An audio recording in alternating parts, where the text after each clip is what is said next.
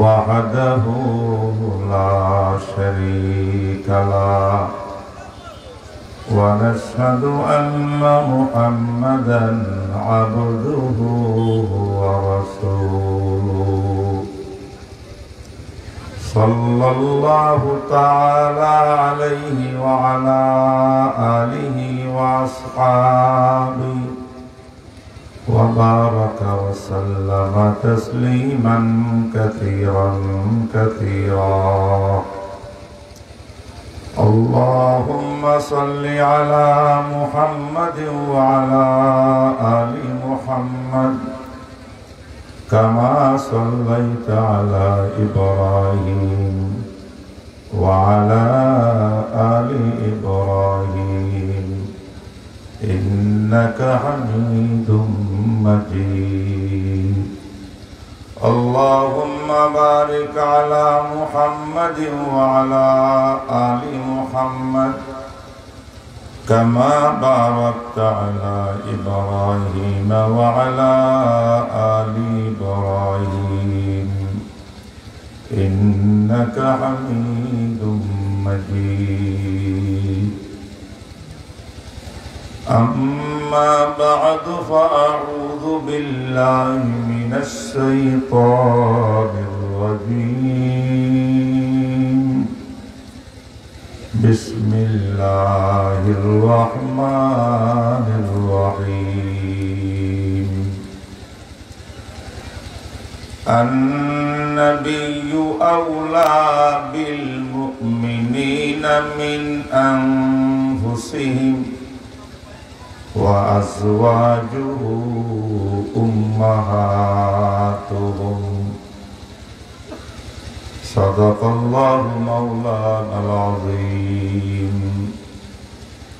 وقال رسول الله صلى الله عليه وسلم: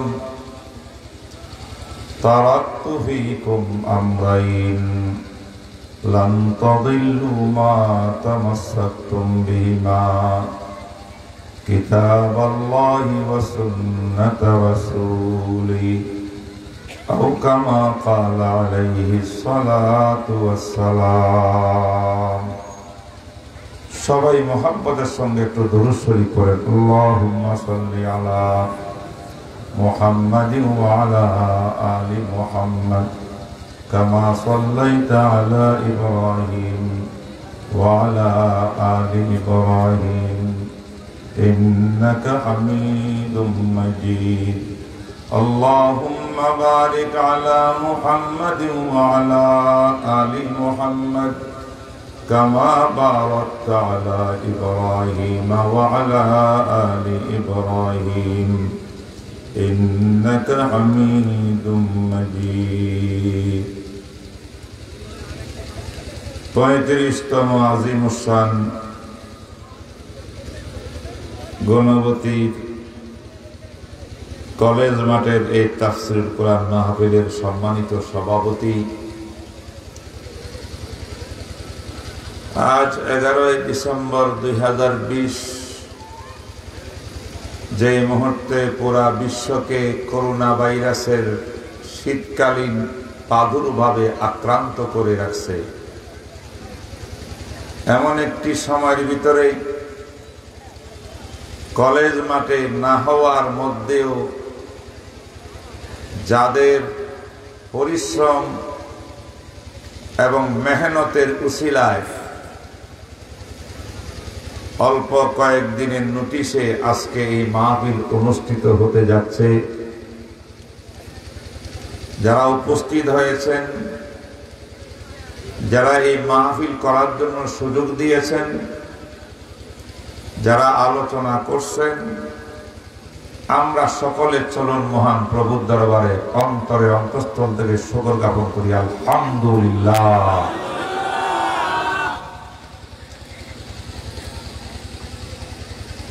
ये कलमा फसलो गोलो लाला का नहीं पाबंद, ये कलमा फसलो गोलो लाला का नहीं पाबंद, बहार हो के खजां ला इलाहा इल्लल्लाह। স্মরণ করে আজকে ডক্টর ইকবালের কবি ইকবালের কথা। তিনি এক জায়গায় বলেছেন, ঈমানের কথা, কোরআনের কথা। যেদিন থেকে কোরআন আল্লাহ পাক মানব জাতির হেদায়েতের জন্য বিশ্ব নবীর কলবে মুবারকের ভিতরে নাজিল করেছেন, সেই দিন থেকে কিয়ামতের শেষ মুহূর্ত পর্যন্ত, পৃথিবীর শেষ মুহূর্ত পর্যন্ত এক ঈমানের আওয়াজ, কোরআনের আওয়াজ, কোরআনের কথা চলতেই থাকবে। কোন মৌসুমার পরিবর্তনের দ্বারাই কোরআন বন্ধ হবে না। প্রাদুর্ভাবের মধ্যে কোরআনের আওয়াজ, ঠিক না বেঠিক? মুসলমানের অবস্থা যতই করুণ থেকে করুণ হোক, সেখানে কোরআনের তেলাওয়াত চলতেছে, আওয়াজ চলতেছে। ये कलमा फसलो गुलो लाला का नहीं पाबंद, ये कलमा फसलो लो गुलो लाला का नहीं पाबंद, बहार हो के खजा ला इलाहा इल्लल्लाह। শীতকাল হোক, গরমকাল হোক, মৌসুম যেটাই হোক না কেন, বিপদের সময় হোক, খুশির আনন্দের সময় হোক, সর্ব অবস্থায় যে কালমার দাওয়াত চলবে, এই কালমার দাওয়াতকে পৃথিবীর কোন শক্তি বন্ধ করতে পারবে?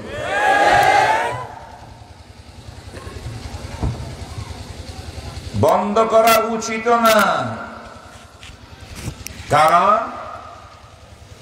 মুমিন মুসলিম বিশ্বের মানব জাতির উপরে যত প্রাদুর্ভাব, যত আযাব, যত গজব, যত বিপদ, যত মুসিবত আসে, আমাদের মুসলমানের বিশ্বাস আল্লাহর পক্ষ থেকে আসে। আল্লাহ যখন অসন্তুষ্ট হয়ে যান, বিপদের উপরে বিপদ আসে। অতএব যে আল্লাহ বিপদ দিলেন, এই বিপদ থেকে, মহামারী থেকে, কঠিন অবস্থার থেকে পরিত্রাণ পাইতে হলে একমাত্র ব্যবস্থা হলো কোরআনের আওয়াজ চলতে দিতে হবে। কোরআনের আওয়াজ বন্ধ করলে বিপদের মারাত্মক আশঙ্কা, বন্ধ না করলে আশঙ্কা নেই। মহতারাম হাজিরিন, সকলের শুকরিয়া জ্ঞাপন করি। 35তম এই মাহফিলের তাফসীরুল কোরআনে আমি কোরআনে কারীমের আলে ইমরানের একটি আয়াত, 6 নম্বর আয়াতখানার লম্বা আয়াতের প্রথম অংশটুকু তেলাওয়াত করছি। যেহেতু মাহফিলটা তাফসীর মাহফিল, কোরআনের আয়াতের ব্যাখ্যা বিশ্লেষণ যতটুকু পারা যায় সম্ভব কথা বলার, এটা বলার চেষ্টা করব। আল্লাহ পাক আমাকে ইখলাসের সাথে কথা বলার তৌফিক দান করেন। আমাদের সবাইকে আমলের নিয়তে কথাগুলা শোনার তৌফিক দান করেন। একটা বিষয় আমি সবার দৃষ্টি আকর্ষণ করতে চাই। অনেকটুকু আমাদের সবাই জানা, যারা আমরা মুসলমান, সেই বিষয়টি হলো আমরা দুনিয়াতে যে এসেছি, আমাদের একটা পরিচয় আছে, আমরা বনি আদম, আমরা আদম সন্তান। যখন আমাকে, মানুষকে আদম সন্তান বলা হবে, তার অর্থ হলো আমার একটা আদি বাপ আছে, আদি মা আছে, তাদেরই সন্তান। বলেন তো আমাদের আদি পিতা, আদি মাতা কে? আদম এবং হাওয়া। আল্লাহ পাক যখন পৃথিবী সৃষ্টি করেন নাই, আদম হাওয়াকে আল্লাহ পাক তৈরি করে, সৃষ্টি করে, নিজের ডাইরেক্ট কুদরতি হাত দিয়ে ডাইরেক্ট আদমকে তৈরি করছেন আল্লাহ। আদম নবীকে সৃষ্টি করার জন্য মাও লাগে নাই, বাপও লাগে নাই। মাটির পুতলা বানায় আল্লাহ পাক নিজে আদম মানুষ তৈরি করে দিছে মুহূর্তের মধ্যে। পিতা মাতা আমাদের বর্তমানে লাগবে, আল্লাহর আদত হিসাবে আব্বা আম্মা না থাকলে সন্তান কেমন করে আসবে। তা এখন তো সন্তান দুনিয়াতে আসার সিস্টেম ভিন্ন। প্রথম মানুষটাকে আল্লাহ পাক বানাইছেন সরাসরি ডাইরেক্ট পিতামাতা ছাড়া। পাশাপাশি হাওয়া আলাইহিস সালাম আমাদের মাতা, ওনাকে আল্লাহ পাক সৃষ্টি করছেন আদম নবী হাড় থেকে, পাজারুর হাড্ডি থেকে। তাহলে হাওয়াকে সৃষ্টি করার জন্য একটা মানুষকে উৎস বানাইছেন, তিনি আদম। আদমকে বানাইবার জন্য কোন মানুষ ছিলই না, আদম তো প্রথম মানুষ। তাইলে আদম দিয়ে, আদমের শরীরের একটা অংশ দিয়ে হাওয়াকে সৃষ্টি করছেন। এই অর্থে বলা যাইতে পারে হাওয়া আলাইহিস সালামের পিতার স্থানে হইছেন আদম। যদিও হাওয়ার আদম স্বামী স্ত্রী করে, ঠিক না ঠিক করে। স্বামী স্ত্রী হইলেও প্রথমে সৃষ্টির কাহিনীর মধ্যে আসিয়া আদম আলাইহিস সালাম হইছেন হাওয়ার পিতার স্থানে, পিতার স্থানে। কিন্তু হাওয়ার কি মা আছে? আল্লাহ দেখাইলেন আমার প্রথম কুদরত, আমি মানুষ বানাইলাম, মাও লাগে নাই, বাপও লাগে নাই। দ্বিতীয় কুদরতি সৃষ্টি হাওয়াকে বানাইছি। হাওয়ার জন্য বলতে পারেন আপনি পিতা আছে, পিতার স্থান আছে, কিন্তু মা নাই। মা ছাড়া আমি আল্লাহ বানাইতে পারি, আমি সব কুদরতের অধিকারী। ঈসা আলাইহিস সালাম 1,24,000 আম্বিয়ায়ে কেরামের শেষ নবী, আমাদের নবী, তার পূর্বের নবীর নাম ঈসা আলাইহিস সালাম। ঈসা নবীকে আল্লাহ পাক সৃষ্টি করছেন মারিয়ামের গর্ভ থেকে। মারিয়ামের কিন্তু কুঁয়ারি নারী, তার কোনো স্বামী ছিল না। তাইলে মা আছে ঈসা নবীর, বাপ নাই।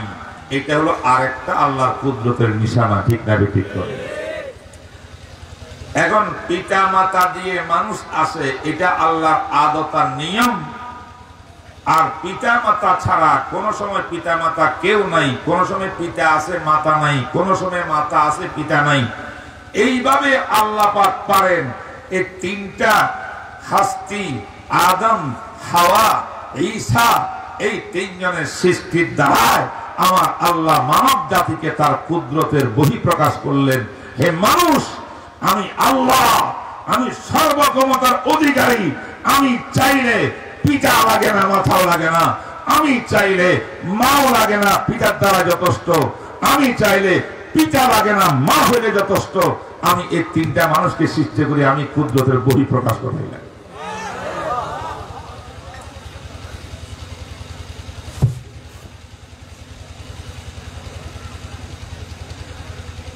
এখন এদেরকে বানাই আল্লাহ পাক পাঠাইছেন কোথায়? জান্নাতে ভ্রমণ করো, ঠিক না ঠিক কর। তাহলে আমাদের পিতা মাতা কোথায়? বাড়ি কইটাদের? জান্নাত। আমি মিজানুর রহমান, আমার পিতা মাতার বাড়ি স্থায়ী ঠিকানা হলো পরশুরাম। আমি থাকি ঢাকা, বাড়িঘরও এখন ঢাকা, সব কর্মকর্ম ঢাকা। বছরে 2-1 বার আসা মুশকিল হয়। আমি যতই ঢাকাইয়া হই না কেন, যদি জিজ্ঞেস করে আপনার আসল বাড়ি কোথায়, আমার বলতে হবে আমার বাড়ি পরশুরাম থানা। আমরা যদিও এই পৃথিবীতে আসছি, এই আগমন হয়েছে আমাদের পিতামাতার মাধ্যমে। আমাদের বাড়ি 10 বাহা গুণমতি বা এই এলাকার যে কোনো এলাকায় হোক না কেন, আমার আদি পিতা আদি মাতার বাড়ি যদি জান্নাত হয়, অবশ্যই তামাম বনি আদম, আদম সন্তান সবাই আসল বাড়ি জান্নাত। এখানে যারা আজকে তাফসীর মাহফিলে বসা আছেন, আসল বাড়ি কোথায়? আরো জোরে আলহামদুলিল্লাহ। আমরা সবাই জান্নাতি দল। যারা এই সমস্ত মাহফিলকে পছন্দ করে না, কোরআনকে পছন্দ করে না, কোরআনের কথা শুনতে তাদের ভালো লাগে না, কোরআন ওয়ালা নবীর সুন্নাত দেখতে ভালো লাগে না, দাড়ি টুপি দেখতে ভালো লাগে না, আলেম দেখতে ভালো লাগে না, কারি দেখতে ভালো লাগে না, মুফাসসির দেখতে ভালো লাগে না, আলেম খতিব দেখতে ভালো লাগে না, তাদের বিরুদ্ধে গিয়া দাঁড়ায়, তাদের বাড়ি জান্নাত নয়, তাদের বাড়ি জাহান্নাম।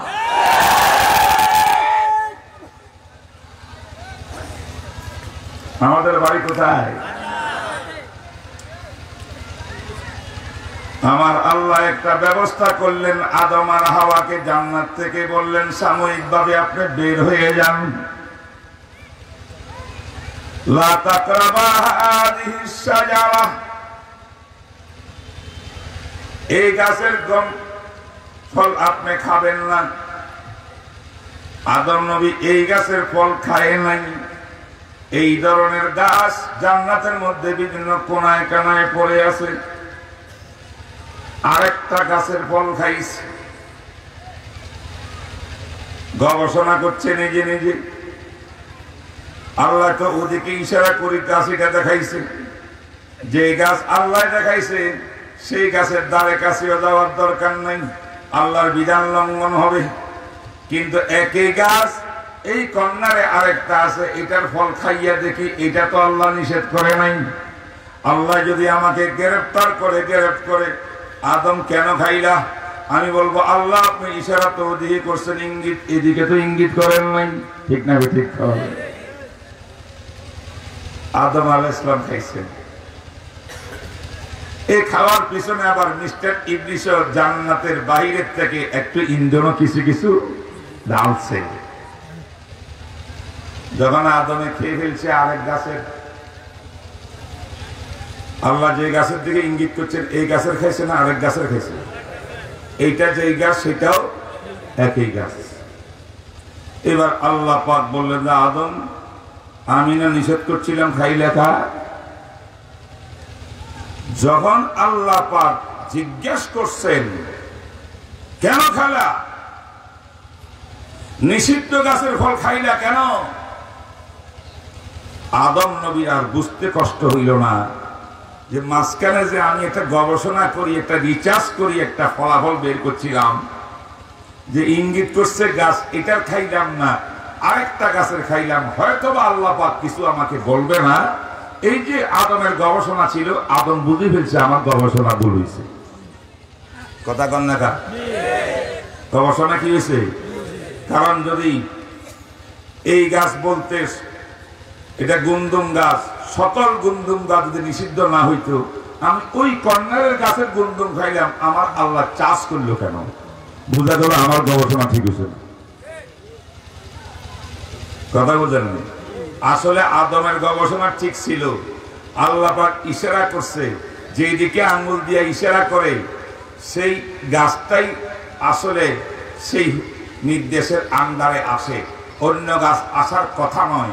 কিন্তু আমার আল্লাহ এখানে নিজের নিয়ম বহির্ভূত করিয়া, যেহেতু আদম আর হাওয়াকে জান্নাতে পাঠাইয়া, জান্নাত থেকে দুনিয়াতে পাঠাইয়া এই পৃথিবীটাকে সুন্দর করে সাজাবেন, যে পৃথিবীর সুন্দর আকাশের নিচে আমরা বসবাস করতেছি, সে আল্লাহ পাক বাহানা তালাশ করছেন যে আদম আর হাওয়াকে কিভাবে জান্নাত থেকে বের করিয়া পৃথিবী সাজানো যায়। তাই খাইছে আরেক গাছের, আল্লাহকে ওই গাছের ফল খাইছো কে? বুঝছেন না কথা? আদম যদি বলতো আল্লাহ আমি তো গবেষণা করছি, আপনার তো আঙ্গুল ওদিকে ইশারা করছেন, এদিকে তো করেননি, এই জন্য না খাইছি। আদম কয় না, আল্লাহ আমার খালেক, আল্লাহ আমার মালিক, আমি আল্লাহর গোলাম। আল্লাহর সাথে মুখে মুখে কথা বলা, যারা করা যুক্তি দেওয়া, এই যুক্তিবাদী করা এটা নবী রাসূলের কাজ নয়। আমি আদম আমি যুক্তি দাঁড় করব না। আল্লাহ পাক যখন চাষ করেছেন, বুঝা গেল আমার খাওয়াটা ভুল হয়েছে, তাই আমি আল্লাহর সামনে যারা না করিয়া দুই হাত জোর করে আল্লাহর কাছে মাপ চেতে হবে। আদম আলাইহিস সালাম হাওয়া মাপ চাওয়ার আগে আল্লাহ রব্বানা যালামনা আনফুসানা, আল্লাহ জুলুম করছি, অন্যায় করছি, আল্লাহ তুমি মাফ করে দাও। কান্দাকাটি করতেছে, মাপ চাইতেছে, কোন যুক্তি দেয় না। এটা হলো নবীর কাজ, আদমের কাজ। আমরা আদম সন্তান। এই গুণবতীর মুসলমান ভাইরা, আজকের তাফসীর মাহফিলের মাইক থেকে যতটুকু আওয়াজ যাচ্ছে, বিরাট একটা শিক্ষা আমরা গ্রহণ করলাম। সেই শিক্ষা হলো কোরআন সুন্নাহর সামনে কোন যুক্তি যুক্তি যুক্তি চলবে না, বিজ্ঞান সায়েন্স চলবে না। কোরআনে যাহা বলে, নবী যাহা বলে, মুসলমান তাই মানতে হবে।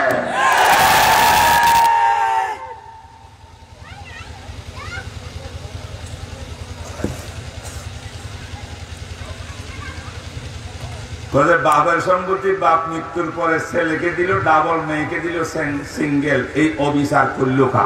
তাসলিমা নাসরিনে কইছিনি। এই যুক্তি দেয় ছেলের যেমন মুখ আছে খাওয়ার, মেয়েরও তো মুখ আছে খাওয়ার। ছেলের একটা পেট আছে, মেয়েরও পেট আছে। ছেলের শরীর যেমন, মেয়ের শরীরও তেমন। রক্ত মাংস হাড্ডি দিয়া তৈয়ার। যে মায়ের গর্ভ থেকে ছেলে আইছে, এই মায়ের গর্ভ থেকে মেয়েও আসছে। যে ঘরে ছেলে লালিত পালিত হয়েছে, সেই ঘরে মেয়েও লালিত পালিত হয়েছে। কোন ব্যবধান ভাই বোনের মধ্যে নাই, ছেলে মেয়ের মধ্যে নাই। কোরআন কেন, শরীয়ত কেন পরিত্যক্ত সম্পদের মধ্যে বেশকম করলো? এটা অযৌক্তিক, এটা বিজ্ঞান সায়েন্স বিরোধী, অযৌক্তিক, তাই মানা যাবে না। এরকম যুক্তি দিয়েছে তাসলিমা নাসরিন, এমন যুক্তি দিয়েছে ফরিদা রহমান, এমন যুক্তি দিয়েছে আহমদ শরীফ, এমন যুক্তি বর্তমানে দেয় শেরিয়ার কবির মতো মুরগি খোরাক দল। আমরা এদের সঙ্গে